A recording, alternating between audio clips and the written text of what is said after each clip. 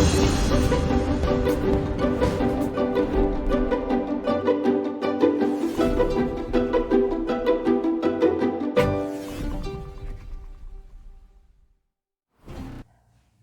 اللہ الرحمن الرحیم۔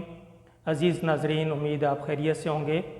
آج میں آپ سے ایک اہم موضوع پہ بات کرنا چاہ رہا ہوں کہ کچھ دن سے حکومت پاکستان کی طرف سے ایک اہم موضوع پہ بار بار بات ہو رہی ہے کہ سمندر پار پاکستانیوں کو ووٹ کا حق دیا جائے گا، اور اس کے لیے وہ کوئی قانون سازی اور کوئی صدارتی آرڈیننس لانے کی بات کر رہے ہیں۔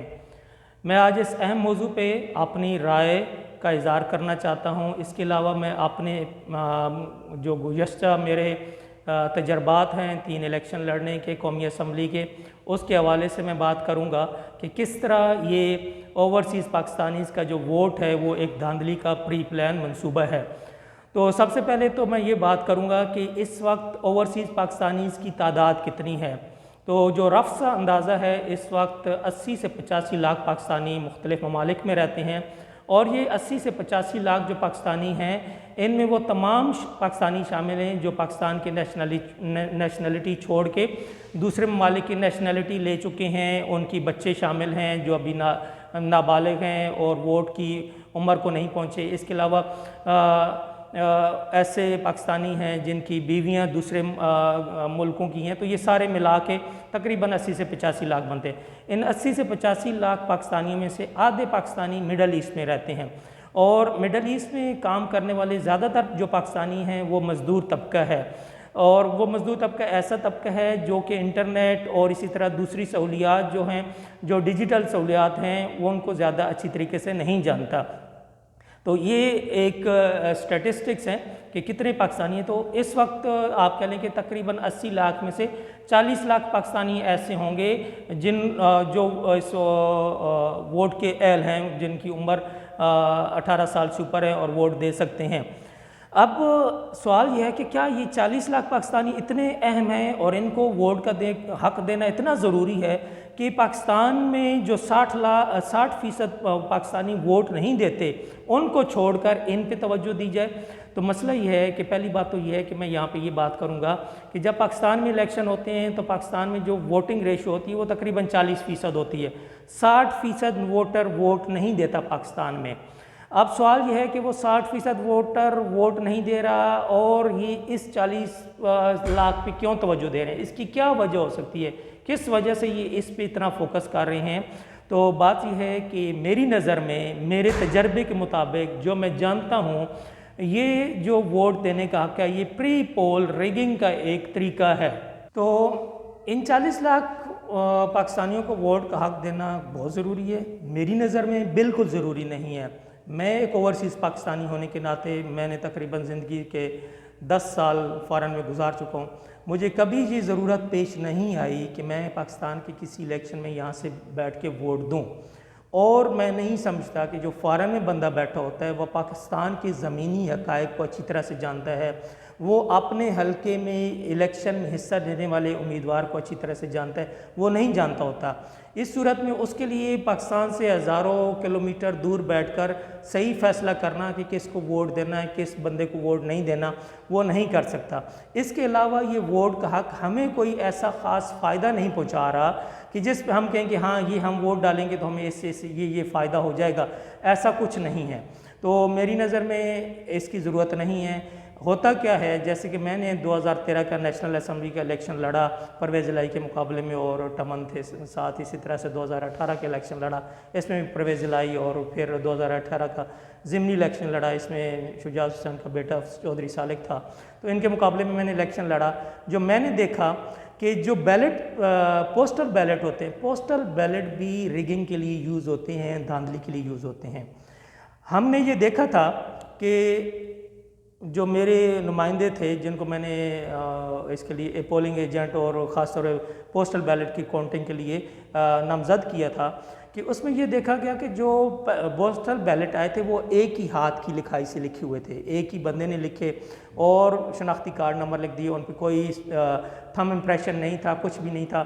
تو ان سب کو ایک بندے کے نام پہ وہ پوسٹل بیلٹ بھیجے گئے تھے۔ اب سوال یہ ہے کہ جب وہ پوسٹل بیلٹ پاکستان کے اندر رہتے ہوئے لوگوں کے ان کی مرضی کے بغیر کاسٹ کر دیے جاتے ہیں، ان کو یہ دھاندلی کے لیے استعمال کیا جاتا ہے، جو ووٹر ہوتا ہے اس کو پتہ ہی نہیں ہوتا کہ میرا ووٹ کس کو گیا ہے، تو مجھے یہ بتائیے کہ یہ جو ہزاروں میل دور اوورسیز پاکستانیز بیٹھے ہیں، ان کے ووٹ کی کیا شورٹی ہے کہ ان کے ووٹ پہ دھاندلی نہیں کی جائے گی؟ ان کے ووٹ پہ دھاندلی کی جائے گی، ان کو اپنی مرضی سے یوز کیا جائے گا، ان کو یوٹیلائز کیا جائے گا۔ یہ ایک بددیانتی پر منحصر اور بددیانتی کی بنیاد پر جو ایک قانون سازی کی جا رہی کہ اوورسیز پاکستانیز کو ووٹ کا، میں آپ کو بتا رہا ہوں کہ ہم اوورسیز پاکستانیز کو ووٹ کا حق نہیں چاہیے، اس کی ضرورت نہیں ہے۔ ہمیں کیا چاہیے؟ ہمیں یہ چاہیے کہ جب ہم ایئرپورٹ پہ جائیں پاکستان میں تو ہمارے ساتھ باعزت رویہ اختیار کیا جائے، ہمیں وہاں عزت کے ساتھ ٹریٹ کیا جائے، ہماری وہاں کسٹم کلیئرنس میں آسانی کی جائے، وہاں امیگریشن میں آسانی کی جائے۔ جب ہم یہاں سے پاکستان سے باہر سے پاکستان میں کوئی انویسٹمنٹ کرتے ہیں تو ہماری اس انویسٹمنٹ کی سیکیورٹی دی جائے ہمیں۔ لوگ یہاں سے اپنی زندگی بھر کی کمائی سے پاکستان میں جائیدادیں خریدتے ہیں، پلاٹ خریدتے ہیں، کاروبار سیٹ کرتے ہیں، جب وہاں جاتے ہیں تو پتہ چلتا ہے کسی اور نے قبضہ کر لی۔ ہمیں وہ سہولتیں دی جائے، آپ لوگ ہمیں لالی پاپ نہ دیں کہ جی آپ کو ہم ووٹ کا حق تو سیاستدان اپنے لیے دے رہے ہیں، ووٹ آپ کا مفاد ہے۔